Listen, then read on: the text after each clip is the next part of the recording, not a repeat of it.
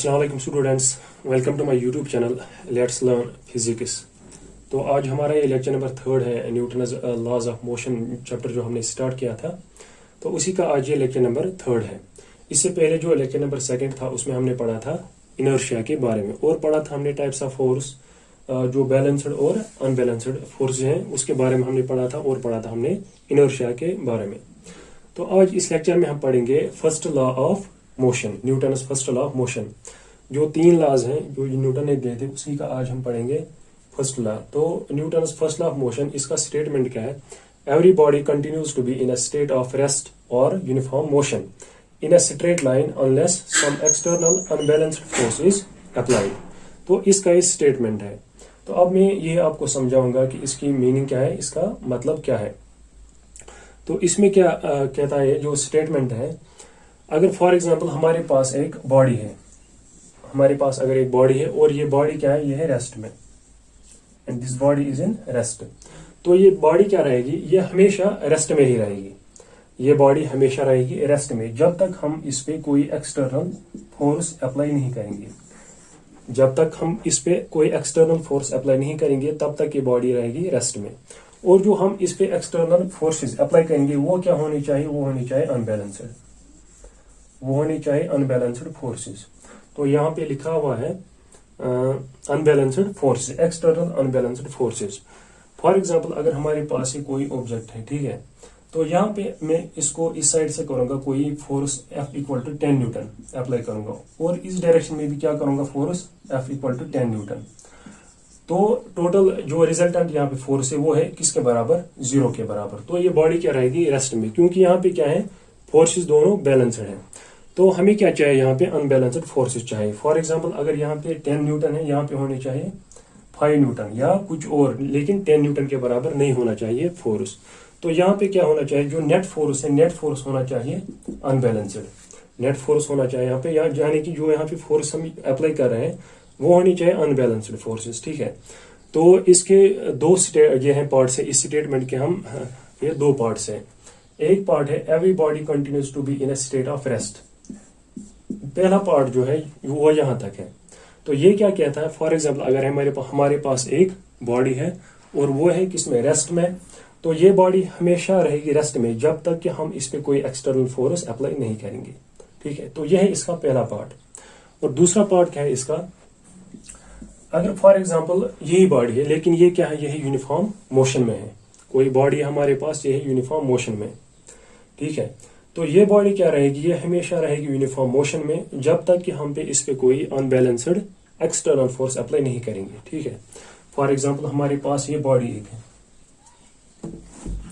For example हमारे पास एक body है और ये क्या है, यह है यूनिफॉर्म मोशन में, ये चल रही है यूनिफॉर्म मोशन में। तो ये बॉडी क्या रहेगी, ये कंटिन्यूअसली रहेगी क्या, यूनिफॉर्म मोशन में रहेगी जब तक कि हम इस पे कोई एक्सटर्नल फोर्स अप्लाई नहीं करेंगे। तो ये है इसका दूसरा पार्ट, इस स्टेटमेंट का दूसरा पार्ट है, जो यहाँ पे uniform motion in a straight line unless some external force is applied. तो ये बॉडी क्या रहेगी, ये रहेगी कंटिन्यूअसली यूनिफॉर्म मोशन में जब तक हम इस पे कोई फोर्स अप्लाई नहीं करेंगे, लेकिन कौन सा फोर्स, अनबैलेंस्ड फोर्स होना चाहिए। तो ये है इसका दूसरा पार्ट इस स्टेटमेंट का। तो अब आपने यहाँ पे देखा जो ये स्टेटमेंट है इसके 2 पार्ट्स हैं। पहला पार्ट क्या है, जब कोई बॉडी रेस्ट में होगी वो हमेशा के लिए रेस्ट में ही रहेगी जब तक कि हम उस पर कोई एक्सटर्नल अनबैलेंस्ड फोर्स अप्लाई नहीं करेंगे। तो ये पहला पार्ट है।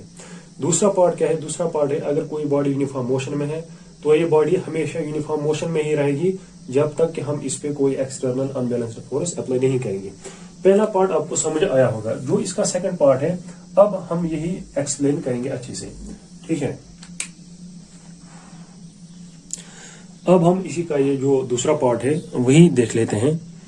तो दूसरा पार्ट क्या है इसका, every body continues to be in state of uniform motion unless some unbalanced external forces applied. तो ये मैंने आपको पहले समझाया कि फॉर एग्जांपल अगर हमारे पास एक कोई बॉडी है, ठीक है, ये है यूनिफॉर्म मोशन में, ये बॉडी है यूनिफॉर्म मोशन में, ये बॉडी हमेशा इसी यूनिफॉर्म मोशन में रहेगी जब तक कि हम इस पे कोई एक्सटर्नल अनबैलेंस्ड फोर्स अप्लाई नहीं करेंगे, ठीक है। अब यहाँ पे 2 केस हैं। तो अब इसका जो ये सेकंड पार्ट है इस स्टेटमेंट का, अब हम यही एक्सप्लेन करेंगे। फॉर एग्जांपल कोई बॉडी है, और ये क्या कर रही है, ये कर रही है मूव, या ये है यूनिफॉर्म मोशन में किसी रोड पे। फॉर एग्जांपल ये कोई रोड है और इस पे क्या है, ये बॉडी कर रही है मूव इन यूनिफॉर्म मोशन। तो यहाँ पे क्या होगा, जो ये बॉडी है आफ्टर कवरिंग सम डिस्टेंस, थोड़ी सी डिस्टेंस कवर करने के बाद ये बॉडी क्या आएगी, ये आएगी रेस्ट में, ये आएगी रेस्ट में। लेकिन हमने इस पे कोई एक्सटर्नल फोर्स अप्लाई यहाँ पे नहीं किया, ठीक है। तो अब हम क्या करेंगे, फॉर एग्जांपल इसने यहाँ पे डिस्प्लेसमेंट कवर किया equal to 12 metres, equal to 12 metres इसने यहाँ पे डिस्टेंस कोई कवर कर ली, और फिर क्या आई ये बॉडी आई फिर रेस्ट में। लेकिन Newton first law of motion क्या कहता है, वो कहता है अगर कोई बॉडी यूनिफॉर्म मोशन में है और उस बॉडी पे अगर हम कोई एक्सटर्नल अनबैलेंस फोर्स हम उस पर अप्लाई नहीं करेंगे, तो वो बॉडी हमेशा यूनिफॉर्म मोशन में ही चलती रहेगी, वो रेस्ट में नहीं आएगी, ना ही उसकी मोशन चेंज हो जाएगी। तो यहाँ पे फिर क्या हुआ, क्योंकि ये बॉडी यूनिफॉर्म मोशन में मूव कर रही थी, ठीक है, लेकिन after covering some distance equal to 12 metres ये बॉडी क्या आई, ये बॉडी आई रेस्ट में। तो ये कैसे रेस्ट में आई, ठीक है। तो यहाँ पे क्या हुआ कि ये बॉडी रेस्ट में आई। फॉर एग्जाम्पल अब हम यही बॉडी लेते हैं, लेकिन जो ये सरफेस है, जिस सरफेस पे ये मूव कर रही है, ये हम स्मूथ रखेंगे, ये सरफेस हम रखेंगे स्मूथ। यहाँ पे क्या थी, जो यहाँ पे सरफेस थी वो थी यहाँ पे रफ सरफेस। फॉर एग्जाम्पल हमने कहा था कि ये बॉडी कर रही है मूव किसी रोड पे, किसी यूनिफॉर्म मोशन जो इसकी है, ये किसमें मूव कर रही है, ये बॉडी ये मूव कर रही है किसी रोड पे। तो ये जो सरफेस है यहाँ पे, ये क्या है, ये है रफ सरफेस, यहाँ पे ये है यहाँ पे रफ सरफेस। और हम यही बॉडी रखेंगे अब किस पे, स्मूथ, किसी स्मूथ सरफेस पे। और ये बॉडी भी क्या है, सेम बॉडी है, और ये भी यूनिफॉर्म मोशन में, और जितनी वेलोसिटी इसकी है उतनी वेलोसिटी इसकी भी वेलोसिटी है। फॉर एग्जांपल इसकी वेलोसिटी है 4 किलोमीटर पर आवर, और इस बॉडी की भी क्या वेलोसिटी थी, 4 किलोमीटर पर आवर। तो यहाँ पे क्या होगा, यहाँ पे ये बॉडी जो है ये रेस्ट में नहीं आएगी। फॉर एग्जाम्पल ये चलो मान लेते हैं ये रेस्ट में आएगी, लेकिन ये बॉडी रेस्ट में क्या करेगी, ये कवर करेगी distance greater than this distance. तो यहाँ पे अगर डिस्टेंस होगी वो होगी greater than 12 metres, greater than 12 metres. For example ये डिस्टेंस होगी 20 मीटर्स के बराबर, या 15 मीटर्स के बराबर, या 25 मीटर्स के बराबर। उसके बाद आए इतनी डिस्टेंस कवर करने के बाद आएगी ये बॉडी रेस्ट में।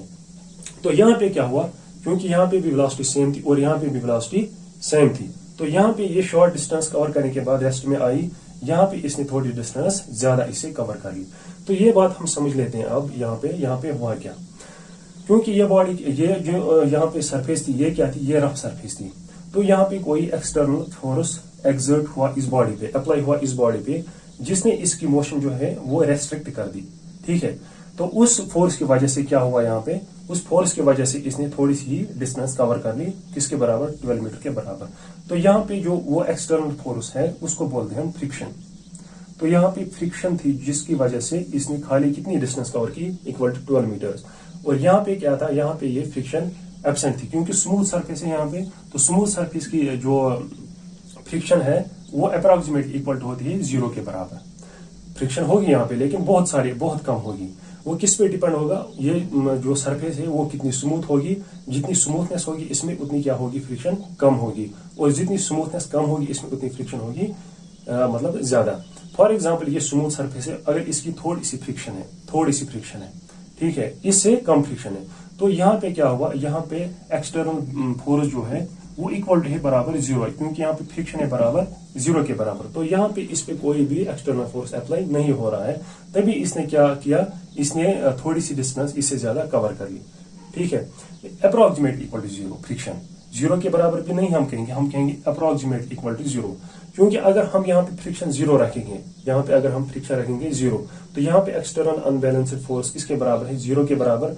तो ये बॉडी जो है ये कभी रेस्ट में नहीं आएगी, ठीक है। ये हमेशा के लिए फॉर एवर ये क्या रहेगी, मोशन में, यूनिफॉर्म मोशन में, क्योंकि जो ये बॉडी है इस पे क्या है, एक्सटर्नल फोर्स है यहाँ पे 0 के बराबर, क्योंकि यहाँ पे फ्रिक्शन है 0।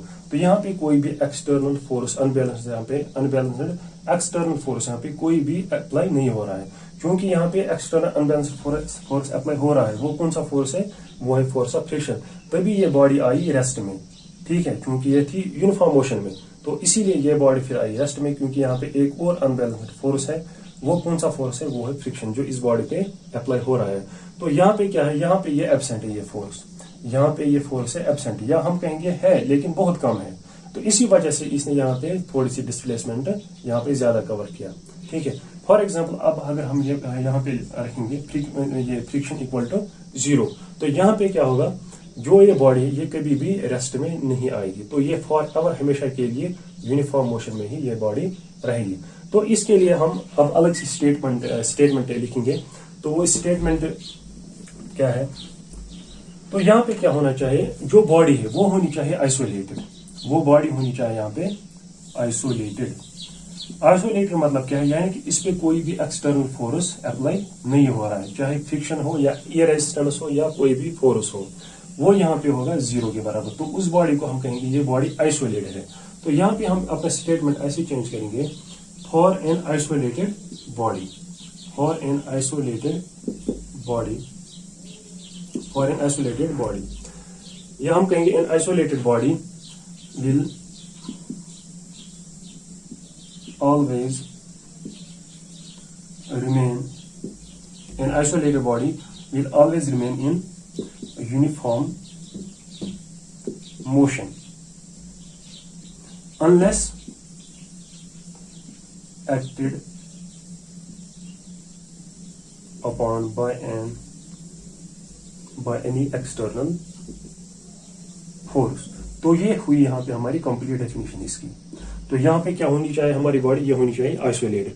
जो यहाँ पे हमने सेकंड केस देखा, यहाँ पे स्मूथ सरफेस थी, तो वहां पे बॉडी क्या थी, आइसोलेटेड, क्योंकि उस पर कोई भी एक्सटर्नल फोर्स अप्लाई नहीं हो रहा था। और जो पहला केस था उसमें एक्सटर्नल फोर्स फ्रिक्शन वो उसमें अप्लाई हो रहा था, तभी वो after covering some short distance वो बॉडी आई रेस्ट में। तो ये पूरी एक्सप्लेनेशन किसकी, Newton's first law of motion का जो स्टेटमेंट है, ये उसकी एक्सप्लेनेशन है। तो यहाँ पे आपको अब 3 चीजें यहाँ पे याद रखनी है। पहली चीज क्या है, फॉर एग्जांपल अगर कोई बॉडी रेस्ट में होगी और ये बॉडी हमेशा रेस्ट में ही रहेगी जब तक कि इस पे हम कोई भी अनबैलेंस्ड एक्सटर्नल फोर्स अप्लाई नहीं करेंगे, तब तक ये बॉडी रहेगी रेस्ट में।